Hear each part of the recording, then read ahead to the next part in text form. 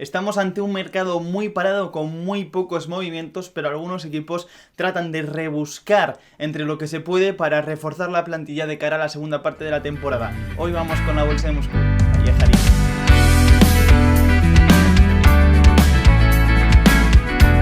Здравствуйте, bienvenidos a Minuto Ruso, soy Xene Silveira, estamos en un nuevo vídeo y hoy vamos a hablar del mercado de fichajes en Rusia. Han pasado ya 3 semanas desde el último vídeo de Nikola Vlasic, he estado en periodo de exámenes, dejé un par de cosas grabadas pero luego no me gustaron, son cosas que a veces pues pasa, te pones a grabar, te pones a editar y dices no me mola. Y luego empezaron los exámenes y ya la cosa se lió, pero bueno, tampoco ha habido mucha cosa, el fútbol ruso ya sabéis que está parado hasta marzo, o sea que también este tiempo de pausa, aunque no de reflexión porque he estado a otros temas, suele venir bastante bien para despejar la cabeza. Como decía, al principio está siendo un mercado con muy pocos fichajes, así que los programas de la Bolsa de Moscú en enero van a ser limitados. He hecho este primero porque ya hay algunos fichajes y el siguiente llegará pues dependiendo un poco de los próximos movimientos, no sé si en 5 días, si en 10, si en 15, cuando se pueda. Yo en cuanto haya material para grabaré vídeo, pero por ahora la verdad es que el mercado está siendo muy limitado. Pero bueno, hoy voy a destacar algunos fichajes, muchos son totalmente randoms, pero sí que hay 2 o 3 movimientos que hay que repasar, que hay que fijarse porque pueden ser bastante importantes para sus equipos. Y empezamos con el Lokomotiv, que ha hecho 2 fichajes. Por una parte tenemos Sailya Perkovsky, un mediapunta de 20 años bastante interesante del Torpedo de Moscú, llega por unos 250 kilos aproximadamente según Transfer Market, y en segunda división dejó un muy buen rendimiento en el Torpedo de Sergei Ignashevich, del ex central del CSKA de Moscú, de la selección rusa, una de las grandes leyendas de este siglo XXI en el fútbol ruso. Y Perkovsky es un mediapunta que te puede jugar de interior, te puede jugar de segundo punta, puede incluso aparecer desde las bandas. En el Torpedo de Moscú, el Torpedo juega en 5-3-2 y eso, jugaba un poquito de interior, un poquito de segundo delantero, más bien por la tercera altura del centro del campo. Un jugador interesante al que hay que seguir, jovencito. Lokomotiv sigue apostando tanto por talento joven, porque hemos visto que ha subido a muchos chicos jóvenes a la pretemporada, como por ejemplo Nikita Yosifov, como por talento ruso, bien sea de zona de Moscú o bien sea de otras zonas. Pero bueno, los scouters del Torpedo están trabajando muy bien, trayendo jugadores como Lisakovic, jugadores que luego a largo plazo pueden dar mucho. Yo creo que este puede ser uno de los casos. El otro fichaje, Pablo Nascimento, un central brasileño de 29 años por 2,5 millones de euros, procedente del Burdeos francés, un central que tiene muy poca experiencia en el fútbol europeo, su único paso por Europa fue en el Burdeos y veremos qué puede aportar. La verdad es que no tengo conocimientos de este jugador, os mentiría. De hecho, cuando vi que fichaban un Pablo, no había visto ni qué jugador era, lo primero que pensé fue, igual es Pablo, el del Braga, el que estuvo en el Rubin Kazan, un central brasileño, se llama Pablo, pues tenía sentido, pero no, Pablo Nascimento, que tiene 29 años, si conocéis un poquito, pues comentadme por ahí a ver qué tal es, pero lo que ha provocado es la salida de Rajkovic, del central serbio de 31 años, que abandona el Lokomotiv de Moscú tras apenas haber jugado 4 o 5 partidos, un central muy flojito que venía de segunda división italiana, que venía avalado por Marko Nikolic, pero que al final pues no ha funcionado. Estaba la salida bueno, la entrada de Pablo fuerza a Lokomotiv a dejar libre una ficha de extranjero, y al final pues teniendo ya a Chorluka, teniendo ya a Murilo, tener 4 centrales extranjeros era bastante absurdo, y además está Listov, que te puede cumplir perfectamente. Vamos a ir pasando un poco rápido los fichajes menos destacados, porque la verdad, como digo, tampoco ha habido mucha cosa. Por ejemplo, en el Krasnodar ha llegado Leo Goglitse, un lateral izquierdo del Chaika, que ya el propio Krasnodar, de 23 años, el propio Krasnodar lo ha cedido de vuelta a segunda división, pero no al Chaika, sino al Rotor de Volgogrado. O sea que bueno, si hiciésemos una bolsa de Moscú con los de segunda división, pues ahí entraría. Por parte del Rostov ha llegado Tomas Rukas, central lituano de 24 años, procedente del Enisei. Ha llegado mi madre. Hola, Maite. Pero mira, ¿para qué tienes el móvil? Pues para muchas cosas, pero estoy grabando. Vale. ¿Por qué? No bajaste a por pan, ¿no? No bajé a por pan. Menos mal. ¿Quieres salir en mi vídeo? Qué bien huele a pan. ¿Quieres salir en mi vídeo? No quiero salir en tu vídeo. ¿Por dónde iba? Estaba diciendo, llega al Rostov Tomas Rukas, un central ruso-lituano de 24 años procedente del Enisei, un central que la verdad es que lo ha hecho bastante bien en segunda división, un central que puede suplir, bueno, veremos cómo sale el fichaje, pero en general al Rostov se le da bastante bien picar centrales a equipos de zona baja de primera división o incluso de segunda división. Vimos a Chistiakov, vimos a Osipenko, o sea que pues este puede ser, Tomás Lucas, un nuevo caso.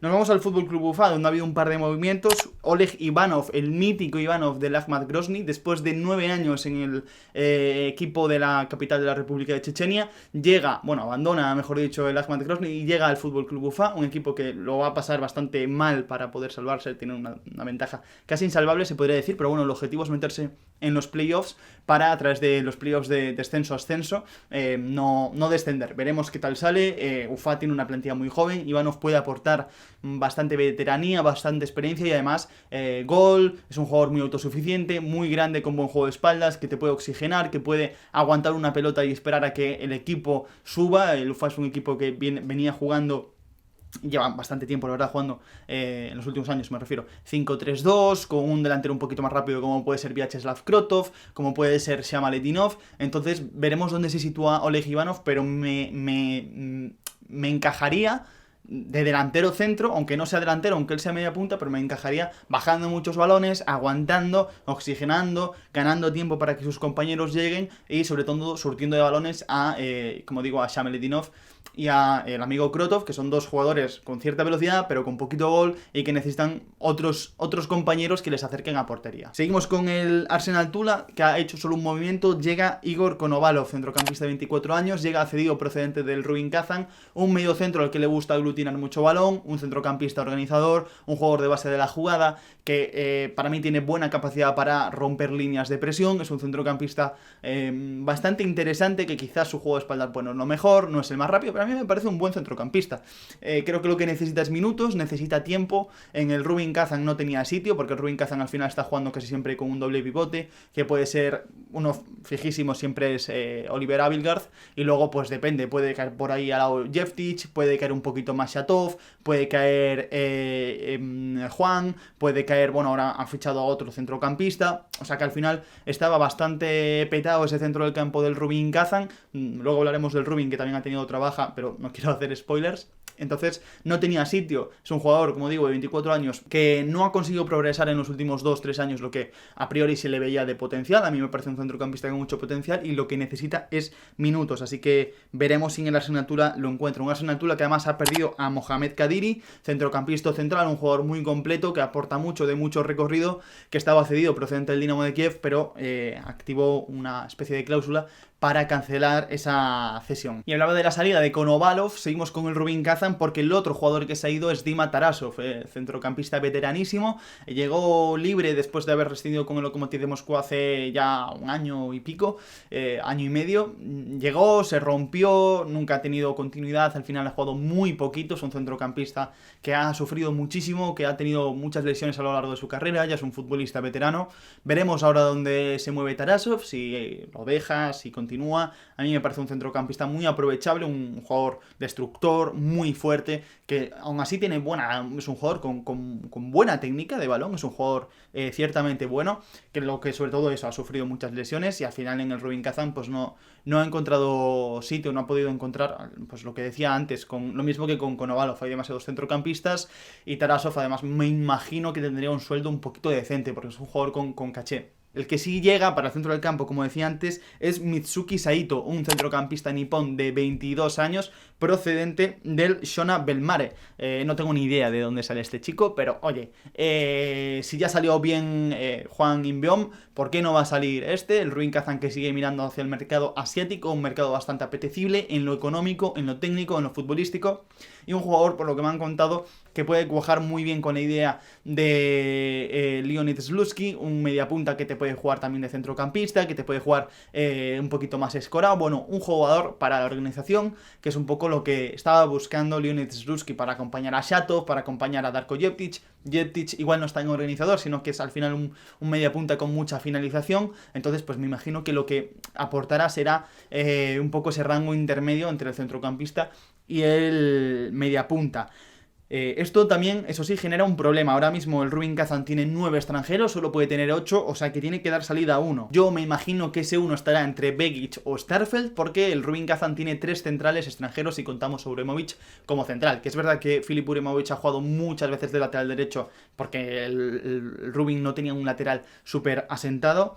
Pero a esto se suma, pues lo que decía Uremovic, que es extranjero, Abelgard, Juan, Darko Jeptic, Kvaratskhelia, Despotovic y el propio Saito. O sea, al final tienes 9 extranjeros, tienes que dar salida a uno. Los otros me suenan demasiado nombres principales, es decir, no creo. Despotovic es el máximo goleador, Kvaratskhelia es tu máxima estrella, Darko Jeptic es un jugador súper importante y sobre todo aprovechable, bien sea de titular o bien sea partiendo desde el banquillo.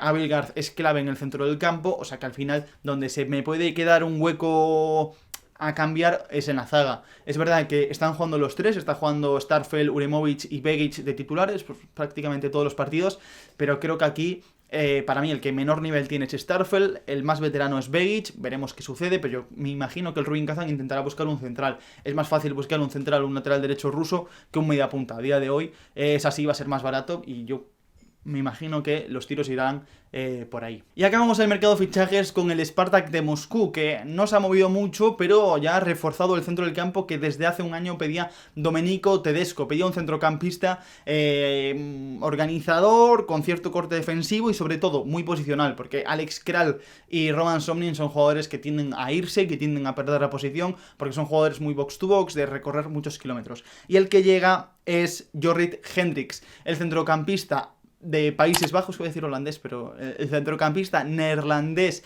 del Ajax llega por una cantidad muy baja, por 700.000 euros, un centrocampista de 25 años que no terminaba de tener participación, lleva ya un par de años estancado, ha ido bajando su rendimiento de lo que parecía que podía ser, pero ojo porque con Tedesco puede rendir muy bien. Además un centrocampista que igual está acostumbrado a pelear ante situaciones de mucha presión, de jugar en la liga neerlandesa es una liga donde te presionan en mucho espacio, pero también te presionan a ti, a los centrocampistas eso le puede llegar a costar. En Rusia se va a encontrar una liga totalmente distinta, ante bloques bajos y muy posicionales y muy defensivos, pero a cambio va a tener mucha libertad para girar, va a tener poca presión ante, salvo 2 o 3 rivales que te presionen alto, pero no va a tener esos problemas. Por lo tanto puede ser un jugador muy importante en el Spartak. Veremos qué sacrificio hace, si pasa a jugar con 3 centrocampistas como pueden ser Hendricks, Somnin, Kral, o sigue con esa idea de doble pivote más un media punta. Veremos, como digo, qué propone Tedesco. A mí no me sorprendería lo primero, pero por otra parte nunca lo ha hecho. Nunca o casi nunca ha probado a Umiarov, Kral y Somnin durante 2-3 partidos seguidos. Pero bueno, lo veremos. Buen fichaje, me gusta el fichaje. Además, aunque es verdad que le va a cortar minutos a Nail Umiarov, también le va a poner una exigencia a Nail Umiarov, que siempre hablamos de que los jugadores rusos se les tapa las puertas. Nail Umiarov ha estado durante un año jugando al lado de Alex Kral y es verdad que ha demostrado que es un jugador con mucho talento, pero tampoco se ha comido el mundo. Es decir, hay que pedirle un poquito más a Nail, tiene que ir poco a poco, es decir, hay que pedirle más, pero también hay que pedirle paciencia. Entonces, bueno, yo entiendo el fichaje de Hendricks, es un jugador que te va a dar rendimiento inmediato. Y por otra parte tenemos la salida de Alexander Kokorin, todavía no está anunciado con la Fiorentina en este momento en el que estoy grabando, a lunes a las 12 y 17 de la mañana, todavía no está anunciado con la Fiorentina, pero ya lo anunció el Sparta de Moscú, un fichaje por 5 millones de euros, me imagino que habrá viajado el fin de semana y ahora estará pues pasando revisión médica, ultimando el contrato, etcétera, que es lo que el propio Kokorin dijo. Los 5 millones básicamente es recuperar lo que el Spartak invirtió en Kokorin, creo que tuvo que pagar cierta tasa cuando lo fichó libre o agente, no estoy muy seguro, más el salario que tenía pactado con Alexander Kokorin en total, que eran unos 3 millones de euros, ojito el salario que tenía Kokorin, en total 5 millones de euros, el Spartak hace una operación circular, llega y se va y no te gastas ni pierdes nada, o sea que muy buena, medianamente buen negocio. Y la oportunidad de Alexander Kokorin de triunfar en Europa después de tantos años. Kokorin fue la gran promesa del fútbol ruso junto a Alan Sawev en esta última década. Las cosas no le fueron bien. Sufrió la crisis del Anji, sufrió la crisis del Dinamo. Su propia cabeza nunca estuvo del todo bien asentada. Sufrió una lesión de rodilla importante.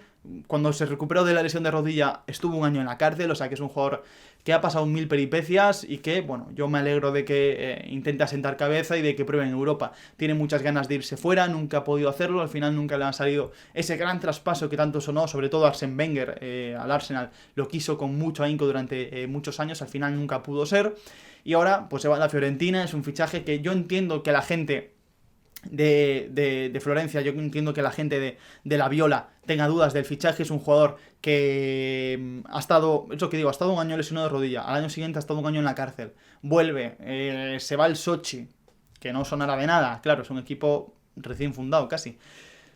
Lo ficha el Spartak y juega poco porque realmente no consiguió acoplarse en el esquema. Pero bueno, es un buen delantero, es un jugador de desmarques cortos muy buenos, es un jugador inteligente, con buen golpeo.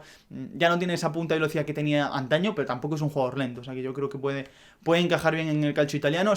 Igualmente se va a un entorno también difícil porque la Fiorentina no es el equipo, no es el mejor contexto, digamos, para tener paciencia, pero también se va a un sitio que necesita gol, que necesita cosas nuevas, que necesita pues poner un Alexander Kokorin en tu vida, porque al final todo el mundo necesita un Alexander Kokorin en su vida. Y hasta aquí el vídeo de hoy, espero que os haya gustado, dejadme en comentarios cuál ha sido el fichaje que más os ha gustado, y también pues si creéis que Alexander Kokorin va a funcionar o no en la Fiorentina, si ese paso por Italia del delantero ruso de ya casi 30 años, de 29 años, le puede ir bien. Si os ha gustado el vídeo, dad un buen like, suscribiros, activar la campanita y nos vemos en el próximo vídeo. Das vidania, amigos.